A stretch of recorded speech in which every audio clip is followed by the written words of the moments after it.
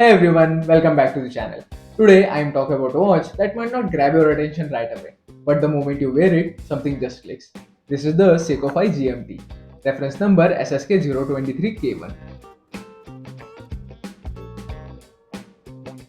I have been wearing it for a bit now, adjusting it, testing it with different outfits, trying to figure out where it fits in my small collection, and in this video, I am going to give you a proper hands-on review.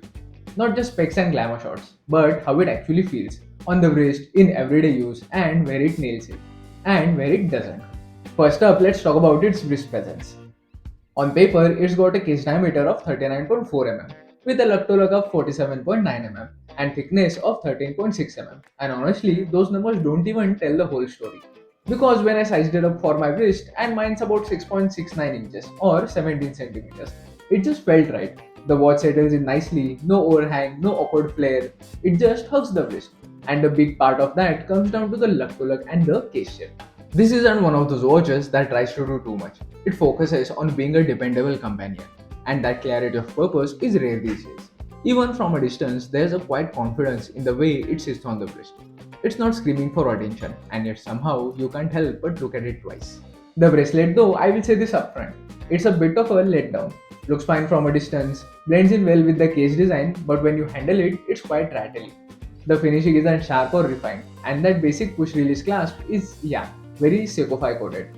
Gets the job done, but leaves you wishing for a just bit more, especially since the head of the watch feels sturdy and premium. Also, I did try swapping out the bracelet for a NATO strap, one in navy blue and another in punchy Seiko style orange, and man, it completely changed the vibe of the watch. The blue brought out this sporty, travel-ready look, while the orange that just made it pop like crazy. It's one of those rare watches that handles straps really well. It doesn't lose its identity. Visually, this thing is a stunner. The dial is simple yet impactful, and it gives off serious explorer vibes, especially with that layout. Applied R markers, sharp hands, and then you have that orange GMT hand that just pops. The orange doesn't scream at you, but it's always visible. You glance down and it's like, okay, yeah, that's the little twist. I do wish the Arabic numerals had do. Even only at 12, 6, and 9 would have been fine. That would have elevated the nighttime legibility a lot. Right now, only the hands and the markers glow. Still decent loom performance though, because it's Seiko after all. Also, that curved hardlex crystal. It catches light beautifully, gives the dial some subtle distortion from angles. But yeah, it's prone to scratches. A sapphire crystal would have been better. I know it's a budget piece, so you expect it, but still worth noting. And honestly, I have started to notice that dome crystals bring a softness to the entire look. It's not about legibility here, it's about how the watch visually feels. The reflections and the light warping at the edge just give it a bit more soul. Let's get to the fun part, the GMT. So this one uses the 4R34 moment, which is based on Seiko's trusted 4R36. It's not a collar GMT, it's a flyer style, which means the GMT hand is independently adjustable. For most people, that's perfectly fine. Setting it up is straightforward, and honestly, it's cool to have that kind of complication in our budget watch.